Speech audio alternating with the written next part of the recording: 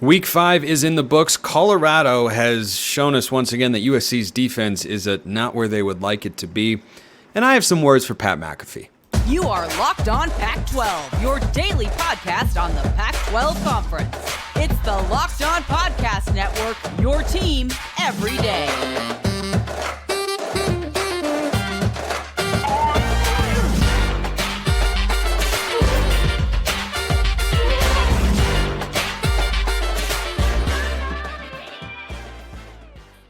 Welcome, everybody, to another episode of Locked On Pac-12. I'm your host, Spencer McLaughlin. Thank you so much for making this your first listen or your first view of the day. Part of the Locked On Podcast Network, your team every day, and your number one source to stay up to date with our media rights and soon to be mostly team-free. But until then, beloved and loaded Conference of Champions. Like, comment, subscribe, rate, review, please, and thank you wherever you're listening to or watching this reaction show of Locked On Pac-12. Appreciate everybody out there.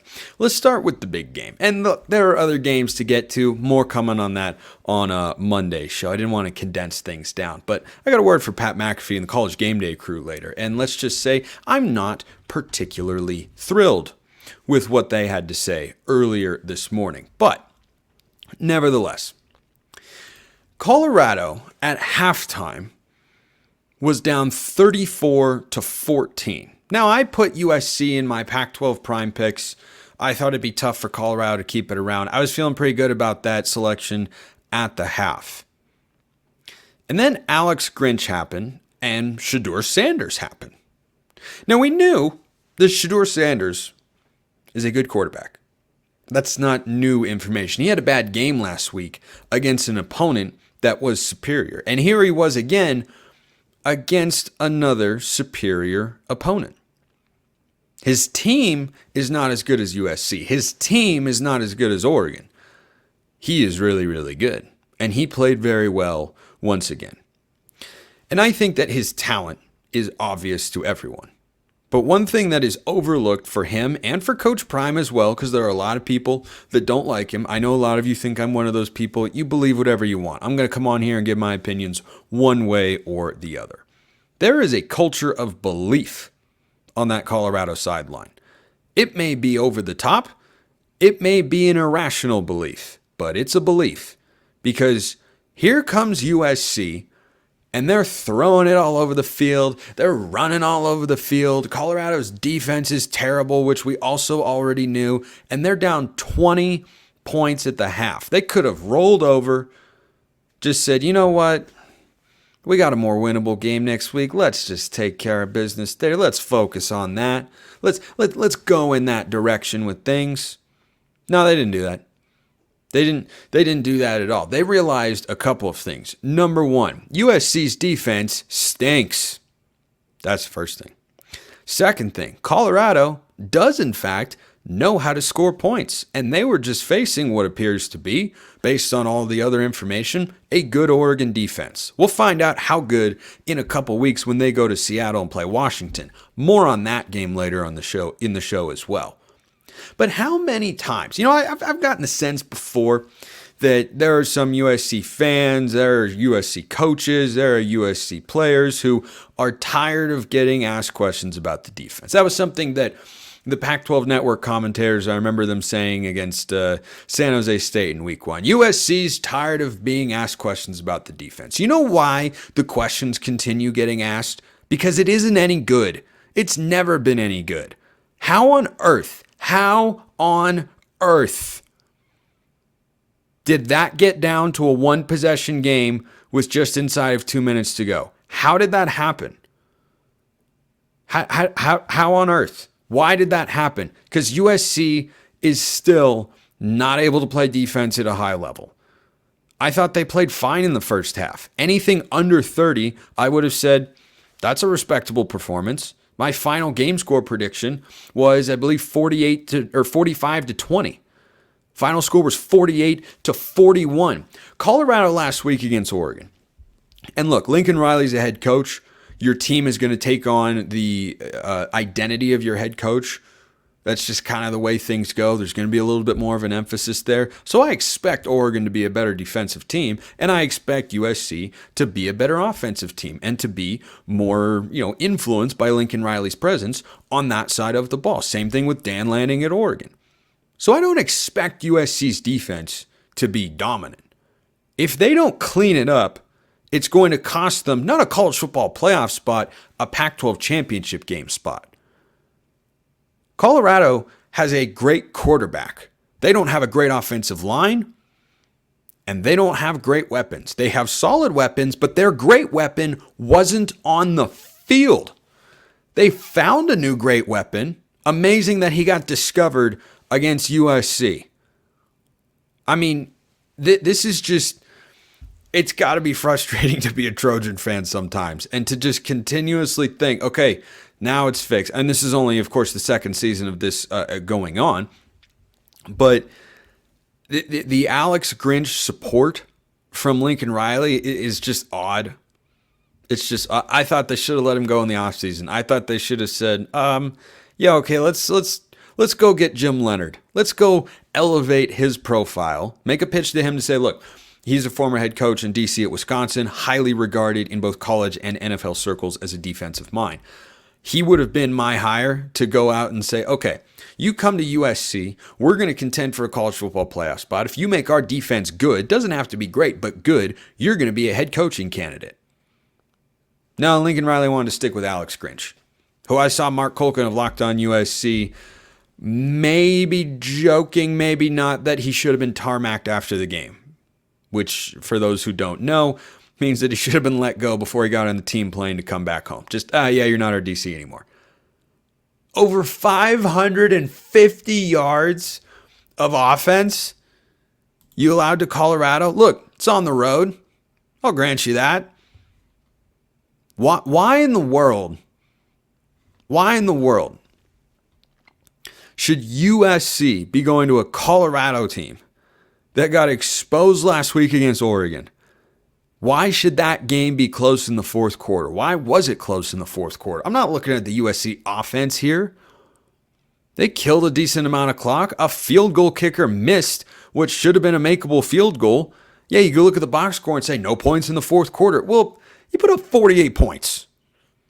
You put up 48 points. That shouldn't ever be a one-possession game. But this is now the, I think, fourth time in the last 2 years that USC has allowed over 40 points. Tulane, I think that the final score of that game was over 40, if memory serves. Colorado and Utah twice. And guess what? When you go to Autzen Stadium and play Oregon this year, they know how to score. When you host Washington this year, they know how to score. And if Utah gets Cam Rising back, they're going to figure out how to run the football. That's maybe the most concerning thing here for USC and the problem defensively. Like, I know Shedeur Sanders is really good. If you allow him to go for 280 to 300 yards, 3 touchdowns, they picked him off one time. If you do that, I look at it and say, okay, you'll have 27 points or 24 points, and Shedeur Sanders had a really good game. Well, he's a really good quarterback, so I can understand that. I'm not going to come on here and rip you for that. Colorado was dead last. Dead last. DFL, I'll let you fill in the blank there, in rushing yards per game. They went for 193. 193 yards for an offensive line that is not a high-level Power 5 unit, for a running game that has had no modicum of success consistently this year. It has been an aerial assault propelled by the right arm of Shedeur Sanders. I mean, this is back-to-back weeks. Arizona State went on the road against Cal and put up 21 points. USC allowed more points to Arizona State than Cal. Well, but that game was played in Berkeley. Yeah, big home field advantage there in Berkeley. Big advantage. Also, how much better should you be than Cal at USC? The answer is a lot. I mean, I don't know what else to say at this point. 28 points to San Jose State. We had questions. Back-to-back good performances. 14 to Nevada, 10 to Stanford. USC over the last couple of games is allowing 34.5 points a game to two teams that are going to finish combined well under 500. Colorado's going to fight to get to 500, and ASU is not going to sniff it. 34.5 to those two.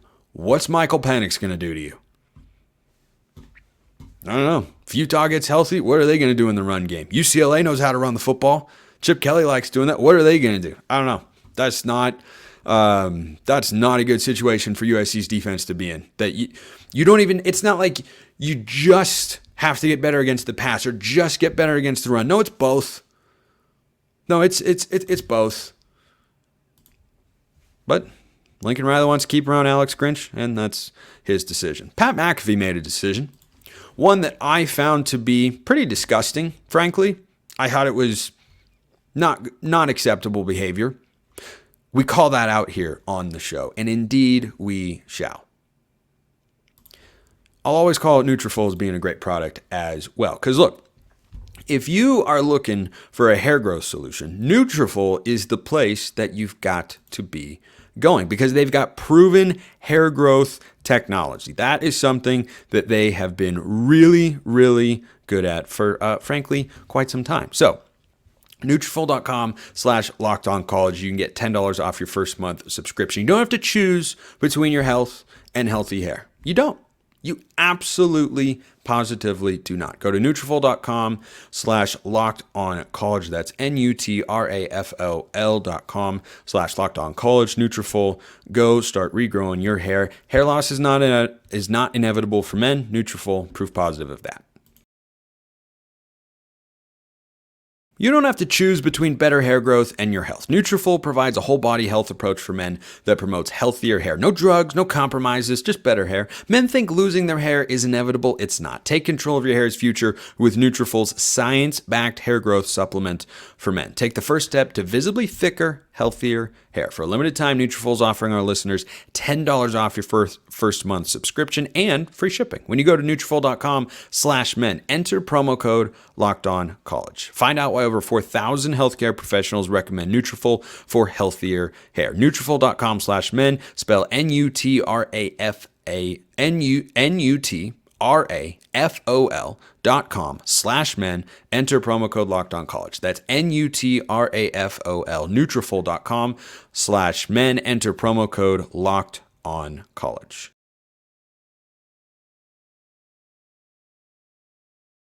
Nutrafol, proven with hair growth. Second segment, sips, proven for quality shows. I want to talk about Pat McAfee and the college GameDay crew, who went off on Washington State. I know I have some Cougar fans out there. You know I've been a fan of yours in realignment. Can I make it inexplicably clear, Washington State fans and Oregon State fans, that on this particular matter, but especially the Cougs, I am 100% in your corner.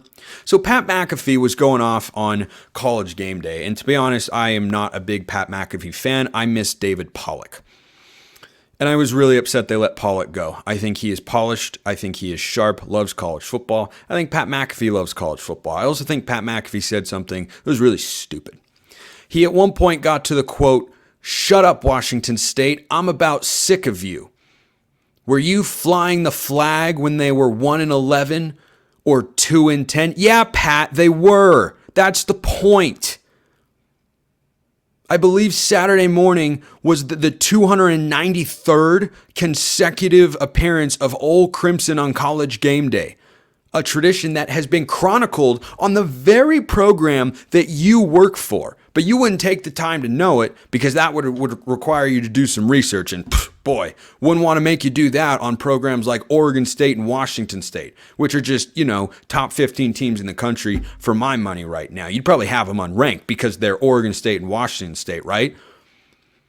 The level of disrespect that was shown towards Washington State specifically was unacceptable. Absolutely, positively ridiculous. He then went on as he was ripping the Cougs, and this was part of a back and forth that I'll go in more depth on in just a moment. He said, quote, "I want a West Virginia flag flying up there every single time." Well, guess what, Pat? Then you organize some alumni and make it happen, because that's what Washington State has done. And they showed up year after year after year after year, Saturday after Saturday after Saturday, getting Ole Crimson on game day. and it gets highlighted every game day. You know why? Because it's an awesome tradition, and it represents the very best of college sports. That is school up in the Palouse in Pullman, Washington, which you couldn't even locate on a map. I'd be surprised if you know where Washington is on a map, given the level of disrespect you showed to that state this morning on the show. That a place like that can generate a movement that catches the national attention to one day get College Game Day up to Pullman, and they went in 2018. Reese Davis tried to get Pat McAfee to back off on it too, because he was just all upset about it, and then he was kind of asked to backtrack. Not asked, but Reese Davis was guiding him towards, well, they'll win you back. He's like, no, they won't. What a schmuck. I mean, it was so ridiculous. This all stems from Ryan Leaf and Washington State coach Jake Dickert taking shots at Lee Corso and the Game Day crew for their treatment of Washington State and Oregon State's matchup last week. So, Lee Corso, a man who is an integral figure in my childhood, who I have an immense amount of respect for. And Pat was getting all defensive of him up there. Just, well, why would you come after Lee Corso? Well, why would you do this? Are they just supposed to roll over and take it? They're already getting screwed in realignment. They're suing to try and keep their athletic departments as well funded as they possibly can. They're getting left behind through no fault of their own. They've made the right decisions. Cal can't pack their stadium. Neither can Stanford. Neither team is good. They're going to a Power 5 conference. SMU's never taken a snap of Power 5 football. They've bought their way into the ACC. Oregon State and Washington State are about to get left behind. And you're up there on College Game Day, the biggest platform in the sport leading up to the day of the sport that we all love. And people are making jokes about the game last week, and people are taking shots at those schools, and they're just supposed to roll over and take it? In what world does that make any logical, coherent sense? The answer is it doesn't. It doesn't make any sense whatsoever. So I fully respect Jake Dickert and Ryan Leaf for saying, man, that's not how you should treat Washington State. You got to be kidding me. We're a good football program. We've got great passion. We've got everything about it, and they're getting left behind in realignment. So Desmond Howard then went on, and this was almost worse. McAfee's, furious rant about, well, maybe we should get a flag and we should do all this sort of stuff was just emblematic of how ridiculous of a character he can be. Absolutely ridiculous. For him to be like, the comment that said it all was where was the flag when they were 1-11 or 2-10? Was it up there? Yes, it was. But you wouldn't know that because you're not paying attention. So Lee Corso last week said something to the effect of what I interpreted as he referred to Oregon State and Washington State as the no one wants us bowl, which is a remark intended at the realignment situation they find themselves in, which is no conference wants them at this point in time. That does not appear to be happening. Hope it does. Does not appear to be happening. So Desmond Howard then goes on to come to his friend's defense. Again, I love Lee Corso. I mean, some of my fondest childhood memories are what I want to watch the headgear selection every Saturday. It is a marker for the beginning of the college football day since I was 5 years old. Desmond Howard came on and defended Lee Corso with the don't come at an old man, because Lee Corso said that about Washington State and Oregon State. I didn't think it was a great comment, and I understand Washington State people responding to it and saying, dude, that's not okay. That's not okay. That's not cool. Don't take a shot at us. Why are you portraying us like that? Why are we a joke to you? Why are we a punchline? What did we do to deserve that? Nothing. The answer is nothing. You didn't do anything to deserve that. And then Ryan Day responded to a comment from Lou Holtz. And Desmond Howard's response at both of them is, don't come at an old man. Then don't put him on TV. You don't get to go on television and be in public and just not be accountable for the things you said. That's not how the game works. Desmond Howard went on, why would you come after an old man? I don't know, because he's a big mouthpiece in college football. He's got a massive platform, and he's helping to frame the narrative around your school and your program and your university. And he was doing so in a negative light. Of course you should respond. Of course you should put your feet in the ground and say, hey, we're not going to stand for that. Hey, you should be better than that. This whole notion of, let's protect Coach Corso. If you can't get out there and make statements that you can defend, then you shouldn't be on TV. Simple as that. Okay? Desmond Howard went on. He said, quote, "You're going to come after these two legends," referring to Lou Holtz and Lee Corso, "because they didn't pat your team on the back when they were doing bad, because they gave honest criticism of your team and what they saw." So now, Desmond, we're conflating the two comments. Are you kidding me? Are you kidding me? To go for a full-fledged defense of your colleagues or former colleagues at ESPN. Lou Holtz worked there once upon a time. You're going to come out and say that those comments were made in the same vein? They were not. And Lou Holtz is still a public figure. Because when he speaks, guess what? I know what his quote is. I know what he said about Ryan Day's team. Of course Ryan Day has a right to respond.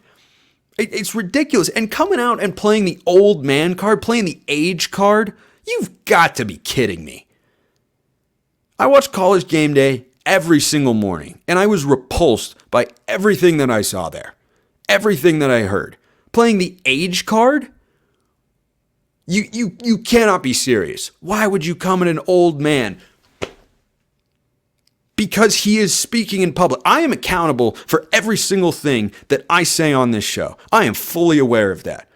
I look into this camera and talk to you all during football season 6 days a week. And I am conscious about what I say. I think about what I say. If I'm right, I'll tell you. And if I'm wrong, I will come on and I will own it. I'd like to think I always have. But I am accountable for the things I say. I don't get to hide from things.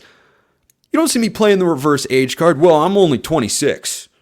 Why are you coming at a young kid like me? I'm just trying to make it in the broadcasting world. I would never say that. That's some pansy crap. That whole defense was so absurd. If he says things that you have to defend all the time or that you don't want to defend or you shouldn't attack this guy, then you shouldn't be on TV. If you can't handle criticism, you should not be in the public eye, okay? This would be like playing the age card for President Biden. If someone were to say, well, he's an old guy, it doesn't matter. It doesn't matter. You're the president of the United States. I don't care if you're 45 or 85. You are accountable for the things you say.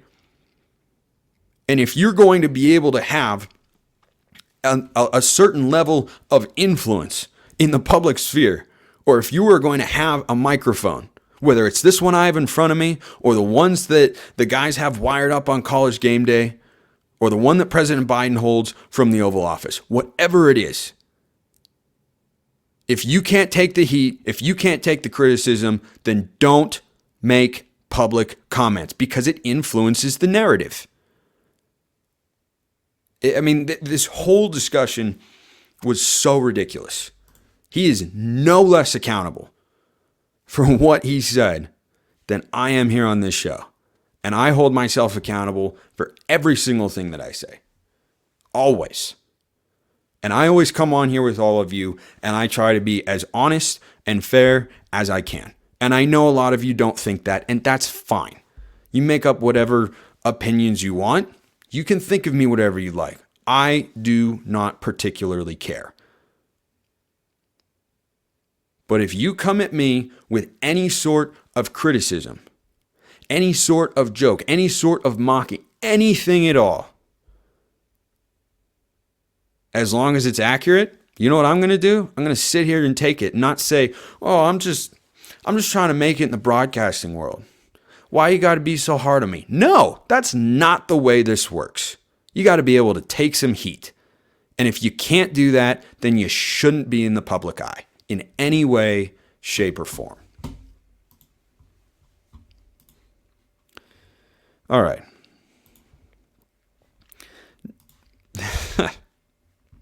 Went on a little bit of a tangent there. Can you tell I'm fired up about that? Found that all to be pretty ridiculous. I'm fired up about eBay Motors, though. Passion, drive, and patience. What brings home the winning trophy is also what keeps your ride or die alive. eBay Motors has everything you need to maintain your vehicle and level it up to peak performance. From superchargers, roof racks, exhaust kits, LED headlights, and more. Whether you're into speed, power, style, eBay Motors has got you covered. With over 122 million parts for your number one ride or die, you'll always find exactly what you're looking for. With eBay Guaranteed Fit, your part is guaranteed to fit your ride every time or your money back. Because with eBay Motors, you're burning rubber, not cash. With the parts you need, all of them at the prices you want, it's easy to turn your car into the MVP and bring home that win. Keep your ride or die alive. eBay.com/motors. eBay Guaranteed Fit, only available to U.S. customers. Eligible items only. Exclusions apply. Well, everything I do after that rant is just going to seem dispassionate and unlively, but I'll try to match it. I want to close on this note. Speaking of College Game Day, whose individuals I was just ripping for about 15 minutes here on the show, and I stand by every word that I said there. Game Day should be in Seattle on October 14th. We all understand that, right? Like, I'm not sitting here saying that Game Day is discredited, Game Day should be canceled. No, I think their host made comments that were incorrect or inappropriate, and I'm calling them out for such with whatever platform I have here and however many people this reaches. So, in a couple weeks, the stage is set for Oregon and Washington. They're both 5-0. They're both in the top 10. They're both going to be coming off a bye. They look like two of the best teams in the Pac-12. You could argue, depending on how Washington State plays at UCLA next week, could maybe argue that they look like the two best teams in the Pac-12 so far. USC's defense is struggle. Cam Rising still not back for Utah. I would double down on the power rankings that I had on Tuesday here on the show, which is Washington 1, Oregon 2. After that, look, might have to do that segment again next week. A couple people got upset. Washington State might need to be higher because Washington State's got a pair of top 20 wins. Nobody else has got that. And they've looked really good doing it. They just haven't done it on the road. But they play at UCLA next week. Big game for the Cougars there. But you got a rivalry. You've got Heisman quarterbacks. Or Heisman-capable quarterbacks. Of course, neither one has won the Heisman, obviously. But you've got programs that are going to the Big Ten together that don't like each other very much. Everything lines up for that to be a big-time showdown. I mean a big-time showdown. And I sure hope that Game Day is there. And hopefully, when they do show up, they don't show up and just start disrespecting Oregon State and Washington State, wherever they may be in their legal battle at that time. More news on that might be coming next week. You'll have to tune in to find out. You are Locked On Pac. Click the wrong button, but you know what? Sometimes it happens. In my defense, it's almost 1 a.m. as I record this show. Appreciate everyone listening. I'll see you next time, and have a wonderful rest of your day.